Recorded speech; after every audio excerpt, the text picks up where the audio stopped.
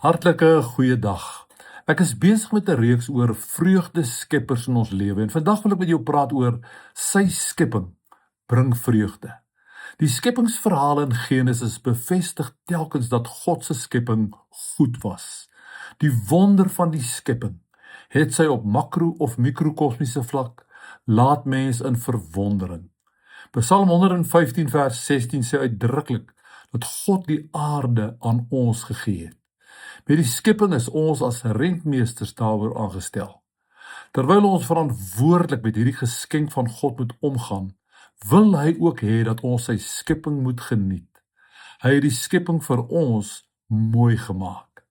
Die skepping is een van die wyses waardeur die Here vir ons vreugde wil gee.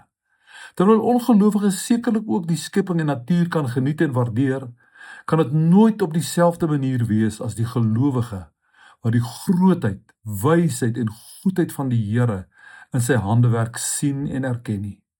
Teenoor wie moet die ongelowige sy verwondering en dankbaarheid betuig? 'n Mens hoef nie eers na 'n ver af en eksotiese bestemming te gaan om die skepping te geniet en te waardeer nie. Dit maak nie saak waar jy is nie, in die dag of in die nag, in die lug of op die grond, deur 'n teleskoop of in 'n mikroskoop. As jy oplet en fyn kyk, is daar genoeg om jou in verwondering te laat. En dit kos jou niks. Onthou jy die woorde van daardie tydlose aanbiddingslied? O Heer my God, as ek in eerbied wonder en al u werke elke dag aanskou, die son en maan, die aarde, sterre, wolke, hoe u dit elke dag so onderhou, dan moet ek juig, my redder en my God. Hoe groot is u?